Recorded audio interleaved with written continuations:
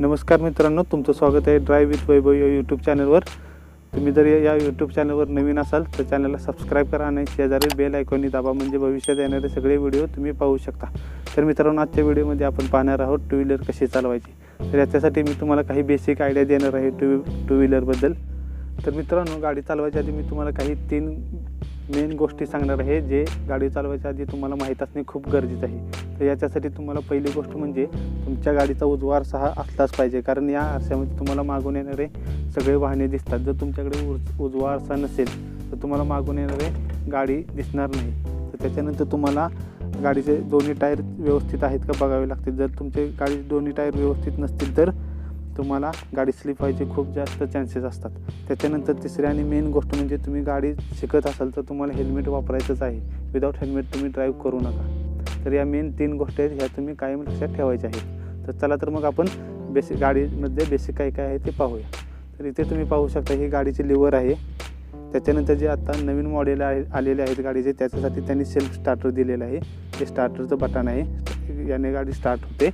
त्याच्यानंतर हा पुढचा ब्रेक आहे। त्याच्यानंतर तुम्ही इथे बघू शकता हा स्विच आहे। हा स्विच ऑन केला की ते एनमध्ये न्यूट्रलमध्ये ग्रीन लाईट आलेली दिसेल, याचा अर्थ गाडी आता न्यूट्रल आहे। त्याच्यानंतर इथे हे स्पीडोमीटर आहे, त्याच्यामध्ये तुम्ही गाडी तुमची किती स्पीडला पळत आहे हे दिसू शकते।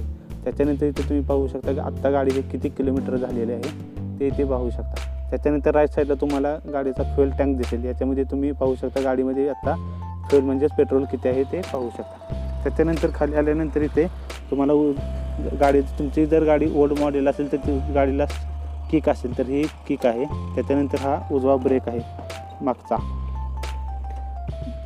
त्याच्यानंतर तुम्ही आल्यानंतर तर मित्रांनो, आता आपण गाडीच्या पलीकडे काय काय आहे ते पाहणार आहोत। त्याच्या आधी मी तुम्हाला गाडीच्या मागे दाखवतो। तर इथे तुम्हाला 2 इंडिकेटर दिसत आहेत। याचा अर्थ जर तुम्ही लेफ्ट साईडला इंडिकेटर जर चालू केलं तर याचा अर्थ मागून जी गाडी येणार आहे त्यांना कळेल की तुम्हाला लेफ्ट साईडला जायचं आहे। आणि जर तुम्ही राईट साईडला जर इंडिकेटर चालू केलं तर मागून येणाऱ्या गाडीला समजेल की तुम्हाला राईट साईडला जायचं आहे। तर त्याच्यानंतर आता आपण पुढे जाऊन इथे खाली पाहणार आहोत। इथे हा गेअर आहे।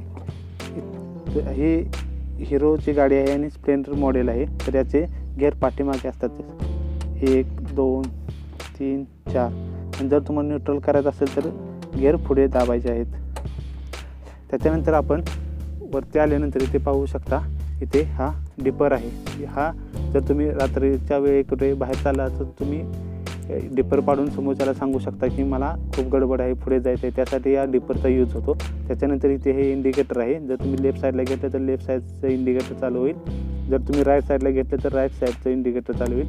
त्याच्यानंतर हा खाली हॉर्न आहे। त्याच्यानंतर तुम्ही पाहू शकता हा क्लच आहे। तर मित्रांनो, आता आपण प्रत्यक्षात गाडी कशी चालवायची हे पाहणार आहोत। सुरुवातीला तुम्हाला गाडीवर बसल्यानंतर हा तुम्हाला स्विच आहे तो स्विच चालू करायचा आहे। त्याच्यानंतर तुम्हाला गाडी जर न्यू मॉडेल असेल तर तुम्हाला सेल्फ स्टार्ट दिलेला असेल तर त्याच्यानंतर तुम्ही हे बटन दाबलं तर तुम्ही ऐकू शकता गाडीचा आवाज आलेला आहे, गाडी स्टार्ट झालेली आहे। त्याच्यानंतर हा क्लच आहे, हा क्लच करायचा आहे। त्याच्यानंतर तुम्ही खाली बघू शकता तुम्हाला खाली पहिला गेअर टाकण्यासाठी तुम्हाला खाली दाबावं लागतं। त्याच्यानंतर पहिला गेअर टाकण्यासाठी त्यानंतर गाडी थोडी क्लच सोडायचं आहे आणि लिव्हर थोडी वाढवून गाडी चालायला लागली। मित्रांनो, तुम्हाला मी अजून एक गोष्ट सांगणार आहे। जर तुम्ही गाडीची लिव्हर वाढवली आणि तुम्ही क्लच अजिबात दिला नाही तर गाडी एकदम अशी बंद पडू शकते। तर त्याच्यासाठी तुम्हाला एक गोष्ट लक्षात ठेवायची आहे की तुम्ही जेव्हा क्लच हळूहळू सोडता तेव्हा तुम्हाला लिव्हरही हळूहळू वाढवायची आहे, जेणेकरून तुमची गाडी हळूहळू पुढे जाईल।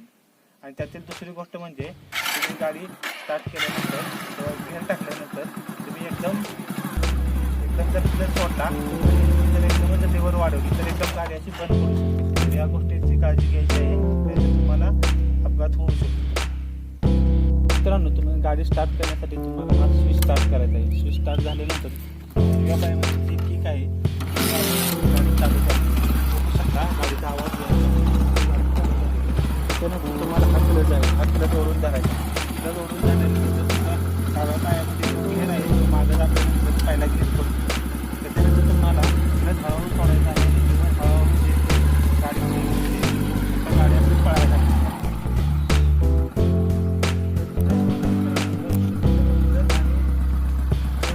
कॉम्बिनेशन जर तुम्हाला जर जमलं नाही तर गाडी एकदम अशी बंद पडू शकते. तर याची तुम्ही गाडी चालवताना काळजी घ्यायची आहे.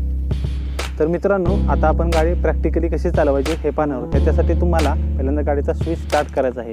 त्याच्यानंतर तुम्हाला बटन स्टार्टने गाडी स्टार्ट करायची आहे. तुम्ही बघू शकता गाडी स्टार्ट झालेली आहे. तुमच्या गाडीमध्ये जर बटन स्टार्ट नसेल तर तुम्ही किकने स्टार्ट करू शकता.